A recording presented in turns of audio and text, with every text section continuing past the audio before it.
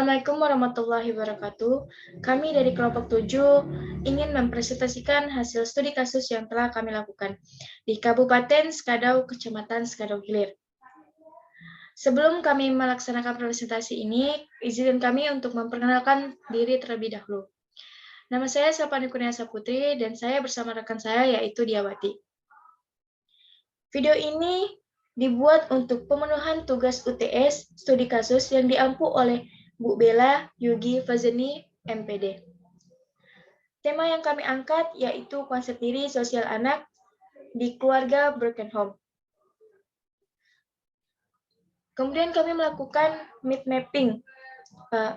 Terdapat permasalahan anak yaitu mengalami keterlambatan tumbuh kembang di usianya tersebut. Anak belum mampu mewarnai gambar dengan rapi, menirukan gerak hewan, kurang percaya diri saat meminta sesuatu kepada orang lain, serta berbicara dengan terbata-bata. Permasalahan anak ini kami kaitkan dengan teori Erik Erikson. Solusi yang dapat kami berikan yaitu menggunakan teknik counseling behavior. Kemudian kami melakukan timelet atau pembagian kerja PBL. Yang pertama kami menentukan lokasi yaitu di Kabupaten Skadau, Kecamatan Skadau Hilir. Kemudian menentukan instrumen, membuat pedoman wawancara. Yang ketiga mencari referensi. Yang keempat mencari referensi dan menentukan kata kunci. Yang kelima mengerjakan instrumen, variabel, dan diagnosa. Kemudian kami mendapatkan kajian literatur yang terdapat dari 15 kajian literatur. Kemudian kami mengerjakan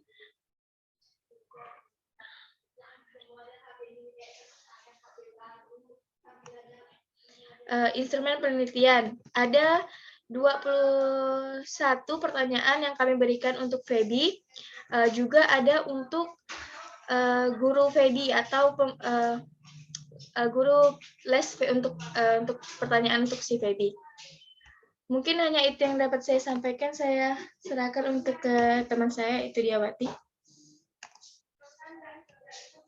Baik, selanjutnya kami melakukan verbatim. Verbatim yang kami lakukan itu dari hasil dari jawaban si Feby yang kami lakukan menggunakan pedoman wawancara yang kami buat.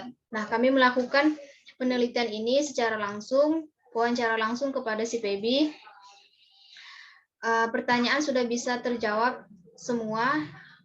Terdapat 2 pertanyaan yang kami wawancarai atau kami tuju kepada guru PAUD si Feby. Kemudian kami melakukan analisis.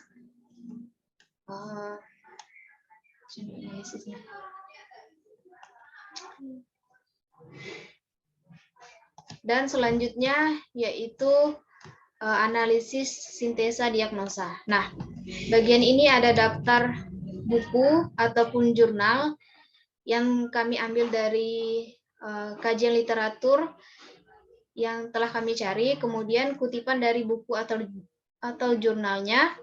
Selanjutnya kami menggabungkan dari isi buku terhadap permasalahan yang dialami Feby. Nah, terdapat di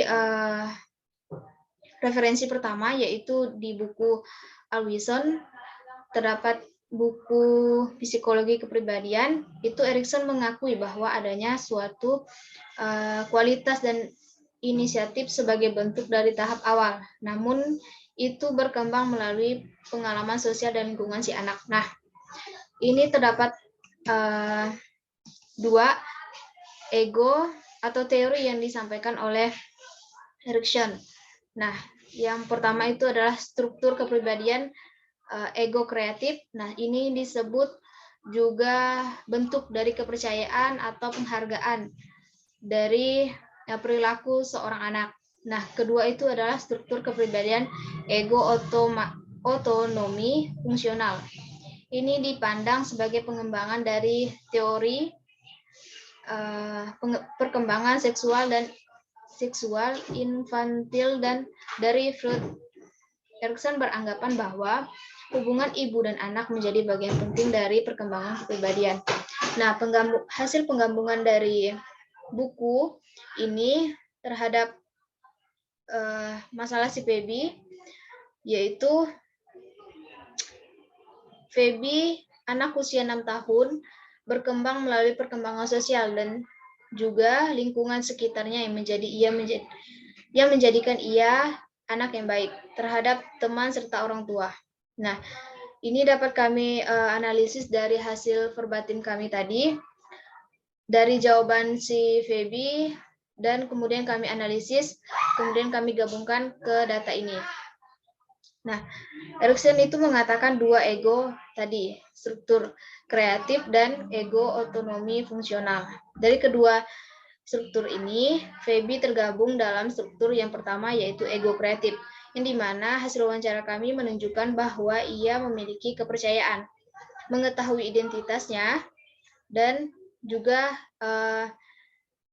memiliki rasa kesetiakawanan, nah, serta keakraban dan cinta yang ia tunjukkan melalui cara ia bergaul dengan teman-temannya. Selanjutnya yaitu buku yang kedua yang berjudul Teori Psikologi Kepribadian Manusia. Erikson ini mengidentifikasikan 3 aspek yang sering terkait, yakni ego tubuh, ego ideal, dan identitas ego. Nah, pada masa bermain, Erikson ini banyak perkembangan penting dengan perkembangan ini, yakni identitas dengan orang tua. Nah, kemudian teori ini jika dikaitkan dengan masalah Feby, pada teori ini perkembangan yang dikemukakan Erikson ada beberapa hal yang tidak dilalui atau dirasakan oleh si Feby. Nah, perkembangan identitas dengan orang tuanya. Hal ini membuat ia kurang terampil dalam berbahasa, berimajinasi, dan kesulitan dalam menentukan tujuannya. Dan di usia ini, ia mengisi pikiran dan perasaannya hanya untuk bermain saja. Nah, kemudian di buku yang ketiga, yaitu ada psikologi untuk keperawatan. Nah, ini juga kami kaitkan dengan masalah si Feby. Tentang konsep diri. Konsep diri itu di mana cara individu dalam melihat pribadinya secara utuh, menyangkut fisik, emosi, intelektual, sosial, dan juga spiritual. Kemudian, jika dari 5 komponen konsep diri, Feby bisa melihat gambaran dirinya melalui perkenalan dirinya. Ideal diri yang agak kurang, kemudian harga dirinya juga kurang ia menguasai, peran dirinya juga kesulitan ia pahami, dan juga identitasnya ia sudah menguasai identitasnya, seperti memperkenalkan dirinya, menyebut nama lengkapnya, nama orang tuanya, ayah tirinya, dan juga neneknya. Nah, selanjutnya yaitu referensi yang keempat, kondisi psikologi siswa yang broken home di SMP Negeri 40 Pekanbaru. Ini dari jurnal. Kemudian kami kaitkan dengan masalah si Feby. Ini menurut William J. Gott mendefinisikan broken home sebagai pecahnya suatu unit keluarga.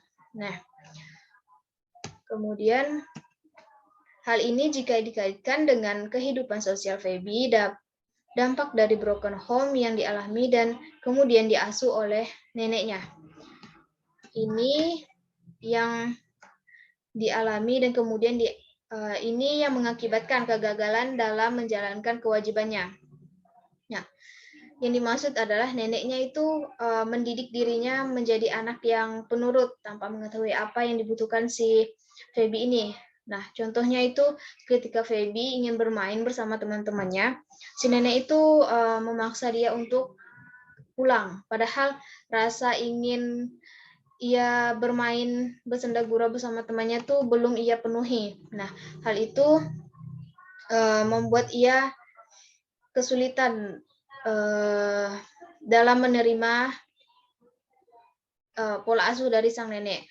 Nah, kejadian itu pengaruh besar terhadap mental si Feby-nya. Ketika ia dimarahi sang nenek, ia tuh sering merasakan takut memulai suatu hal yang baru. Karena bentuk dari rasa marah yang dilakukan neneknya kepada dirinya. Nah, selanjutnya referensi yang kedua itu terdapat dari jurnal juga yang berjudul Dampak Keluarga Broken Home Terhadap Perilaku Sosial Anak. Ini kami kaitkan dengan masalah si Feby.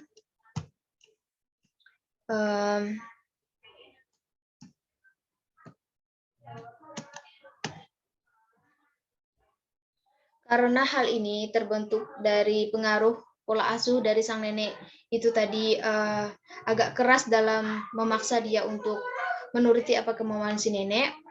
Si Feby itu memiliki rasa takut dan juga menjadi anak yang pendiam jika kita tidak memulai komunikasi dengan dirinya. Nah,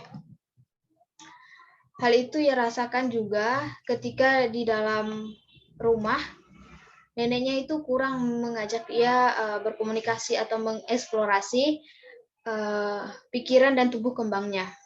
Nah, ia juga ketika sudah di luar, ia menjadi anak yang menentang apa perkataan orang lain. Nah, hal itu tuh berdampak negatif ya terhadap tumbuh kembang si Feby. Nah, selanjutnya yaitu perkembangan fisik motorik anak usia dini. Ini terdapat dari jurnal juga. Perkembangan motorik adalah perkembangan pengendalian gerakan jasmani melalui kegiatan pusat saraf, urat saraf, dan juga otot yang terordinasi. Nah, kami kaitkan kepada masalah si Feby. Feby ini belum mencapai dengan baik, meskipun di usianya yang sekarang 6 tahun, dia tuh agak kesulitan dalam ketika memegang atau menulis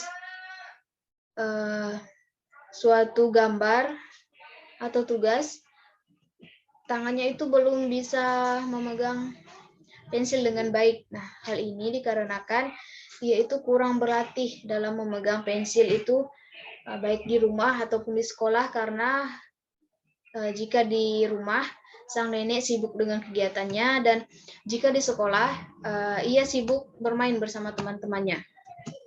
Nah, selanjutnya itu referensi dampak perceraian pada perkembangan sosial dan emosional anak usia 5-6 tahun. Ini terdapat dari jurnal juga. Kami kaitkan juga dengan permasalahan si Feby. Nah, pada kasus Feby ini memiliki perilaku sosial yang cukup baik secara garis besar, namun jika dikaitkan dengan spiritual, perilakunya kurang baik. Karena pola asuh dari sang nenek yang background-nya itu seorang dari keluarga mu'alaf dulu, namun mereka kurang mendapat bimbingan dari masyarakat sekitar. Nah, mungkin dari situ kurangnya pemahaman tentang keagamaan dari keluarga si Feby. Nah, si Feby ini memang agak keras, namun adanya rasa takut dari sang nenek ini menjadi anak yang penurut, tapi bertolak belakang dengan sikap emosionalnya. Jika sudah berada di lingkungan luar dan tidak diawasi sang nenek, ia menjadi anak yang tidak penurut, egois, dan juga tidak mendengarkan. Ketika berada di sekolah, ia tidak mendengarkan apa perkataan gurunya.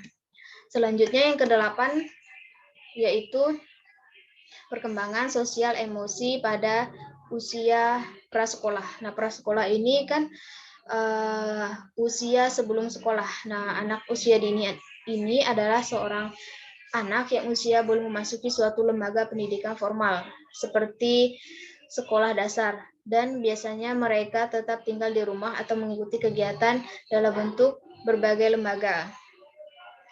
Nah, si Feby ini kan sudah berusia 6 tahun. Nah, jika dikaitkan dengan tingkat pendidikan, Feby ini sudah bisa dikatakan anak masuk ke dalam tingkat sekolah dasar.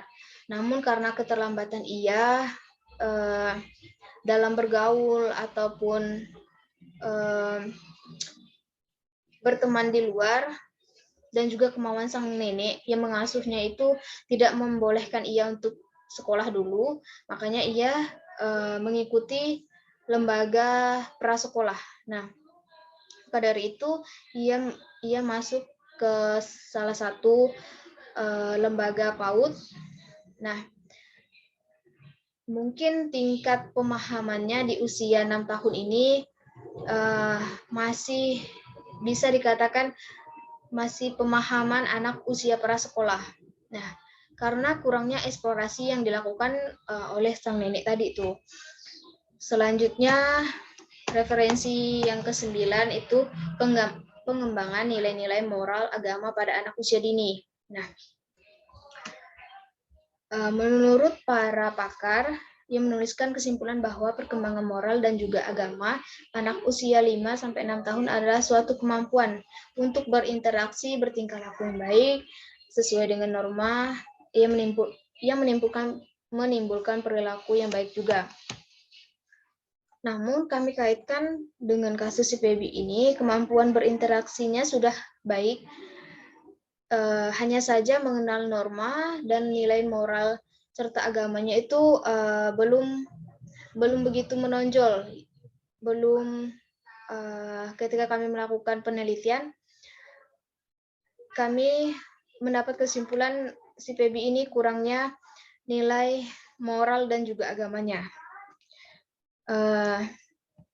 Ia sudah bisa berbuat baik kepada teman bermainnya. Namun ketika beradab atau bertemu bersopan santun dengan orang yang lebih tua itu, ia sangat minim pengetahuannya karena mungkin kurang perhatian atau kurang pemahamannya disampaikan dari keluarganya, terutama sang nenek.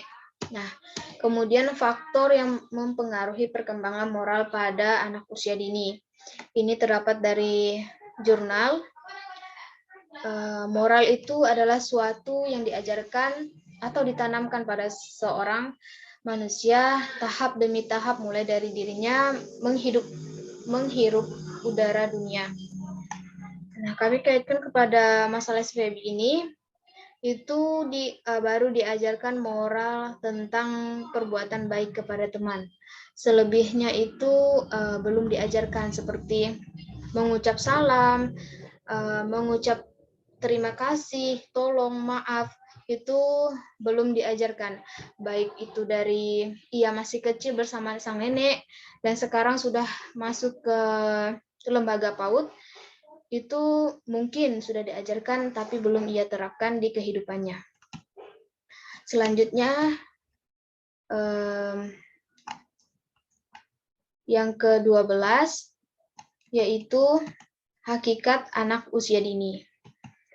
Nah, ini terdapat di buku yang berjudul Perkembangan dan Konsep Dasar Pengembangan Anak Usia Dini. Nah,